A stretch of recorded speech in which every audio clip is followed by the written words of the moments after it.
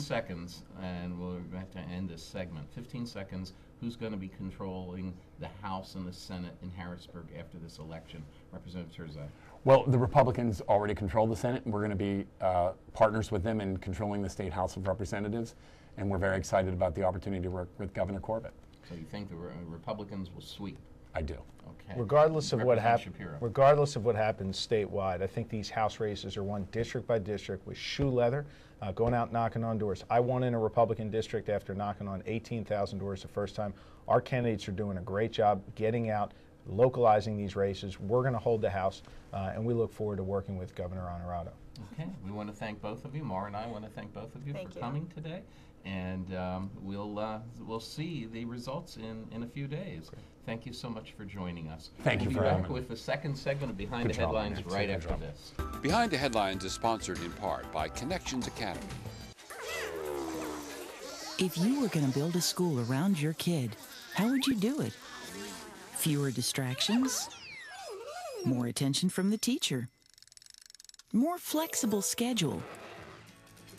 More parental involvement?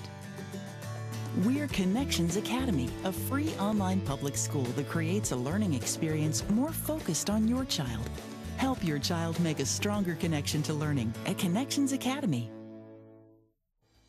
Behind the Headlines is brought to you as a public service by the Pennsylvania Business Council, envisioning a commonwealth in which residents enjoy a very high quality of life in sustainable communities. The Council works aggressively to define key long-term policy strategies and solutions that make the Commonwealth more competitive, creating and sustaining a better Pennsylvania. Additional underwriting provided by the Worrell Corporation Foundation, based in Carlisle, Pennsylvania. And the American Home Bank, a nationally chartered and FDIC-insured yet locally owned and operated bank in central Pennsylvania. And by the Pennsylvania Manufacturers Association. Business in Pennsylvania is our business. Behind the Headlines is also supported as a public service by Daily Express, transporting construction, farm, and industrial equipment throughout the United States. And by Penn Waste, your best local choice for your waste removal and recycling needs. Behind the Headlines is a production of the Susquehanna Valley Center for Public Policy, a nonpartisan, nonprofit research organization helping Pennsylvania build a brighter future. Welcome back to the second segment of Behind the Headlines. We're fortunate to have with us today Mr. Eric Kratz from the Pennsylvania Business Council. He is the Political and Grassroots Director for the Pennsylvania Business Council. Thank you very much for having me. Well, we're on our second segment. We had Representative Mike Turzai, Representative Josh Shapiro here to discuss the gubernatorial and senator races in Pennsylvania. Lots of big news in Pennsylvania in the next several weeks. Now, one of the issues that I find most fascinating is that we have Sestak distancing himself from Obama, and we have Honorado distancing himself from Rendell, both the party leaders in the Democratic Party. How does that bode for the Democratic Party overall? Well, and frankly, you're seeing that in other places too, down to the congressional level as well. You're seeing Tim Holden and Jason Altmaier running ads distancing themselves from Nancy Pelosi and President Obama in the same respect. And I think all in all, that probably bodes poorly for the Democrat Party.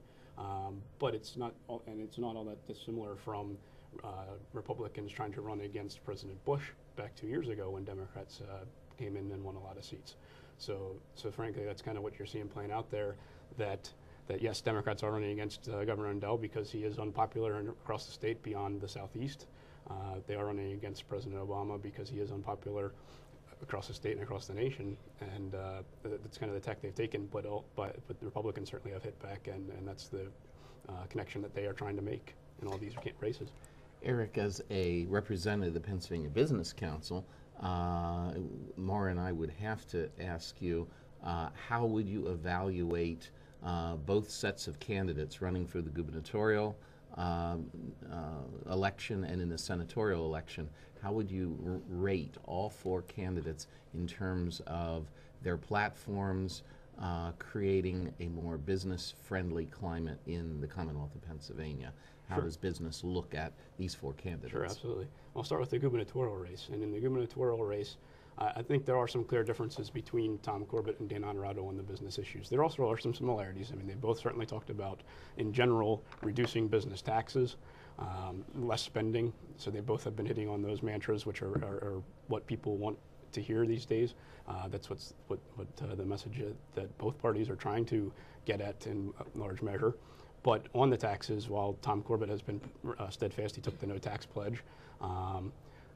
Dan Honorado has called for some reduced corporate taxes, but at the same time he's called for things like combined reporting to offset the quote-unquote revenues lost from those business taxes. On tort reform, I think you have some real clear differences between the two candidates.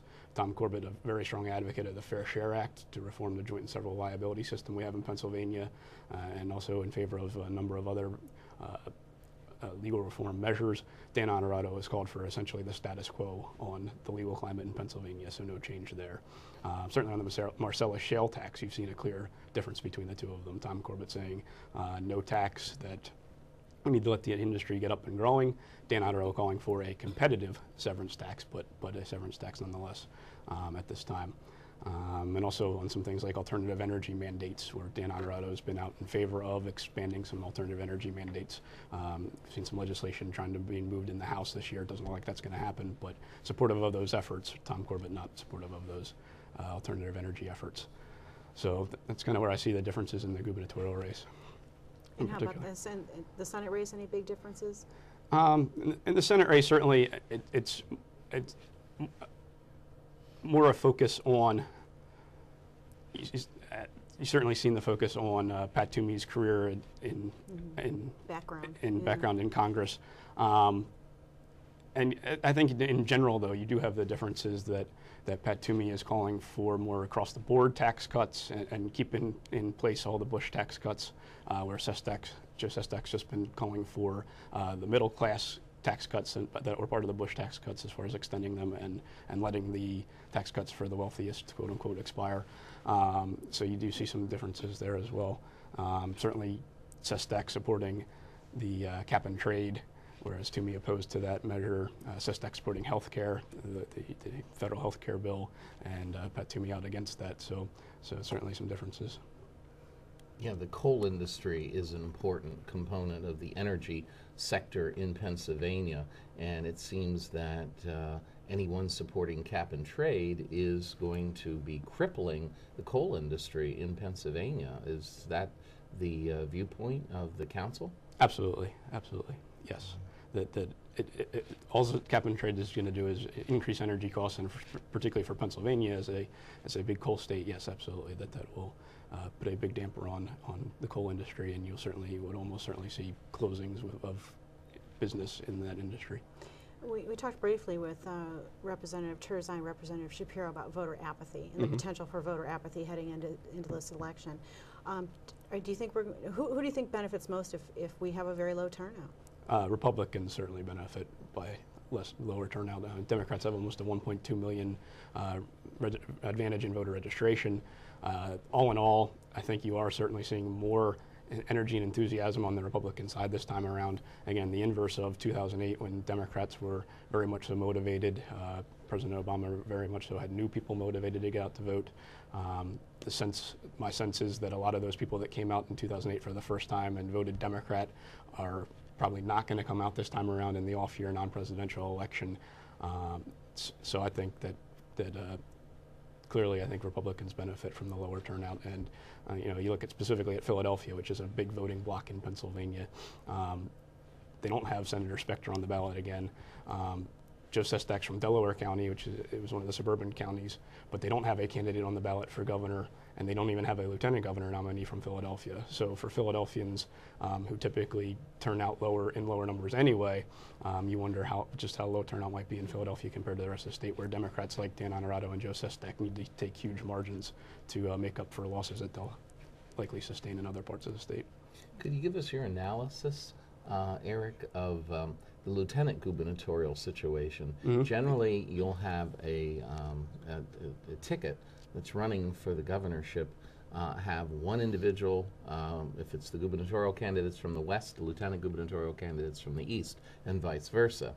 And that's exactly what the Republican ticket has with Attorney General Corbett is from the Pittsburgh region, and you have his running mate, Cawley, from Bucks County, from the east. Now, on the Democratic ticket, here you have, of course, Dan Honorado from the West, but rather than having someone from the East, he has someone from Center County, Right. Representative Conklin from State College.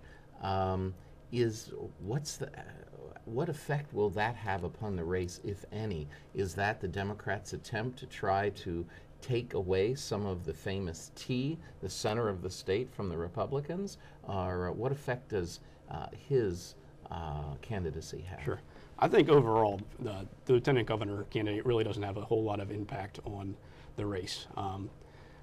So overall, I don't think there's a lot of impact there. But even having the abnormal kind of structure of not having a Southeast person on part of the Democrat ticket.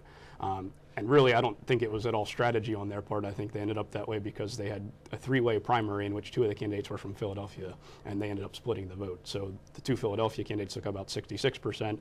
Scott Conklin in Center County took about 34%, so it was about as close as you can get. But if they just had one candidate coalesced in the Southeast, they probably would have had a Southeast lieutenant governor nominee.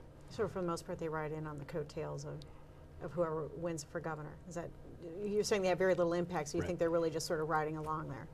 Yes, I don't think they have a lot of impact in voters' minds. I mean, certainly they do their part to go around and around the state and make the contacts with voters and energize the base and to those sort of things. And I'm sure both Scott Conklin and Jim Culley are doing those things. But by the end of the day, it's the top of the ticket to go to Tom Corbett and Dan Honorado that are going to be where voters are trying to decide who they're going to vote for.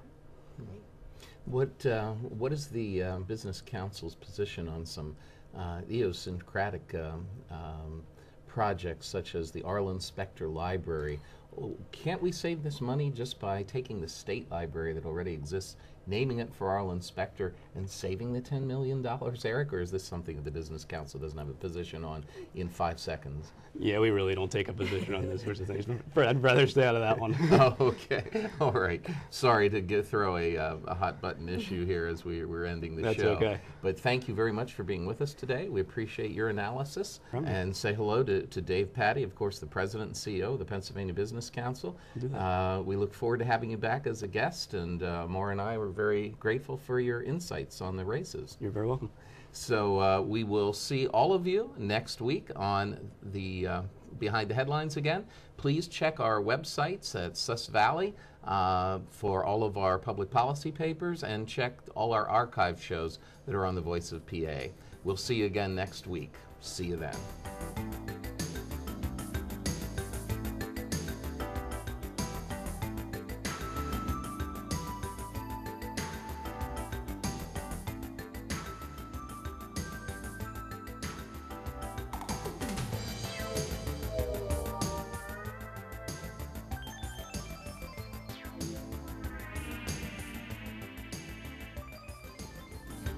Behind the Headlines is a production of the Susquehanna Valley Center for Public Policy, a nonpartisan, nonprofit research organization helping Pennsylvania build a brighter future.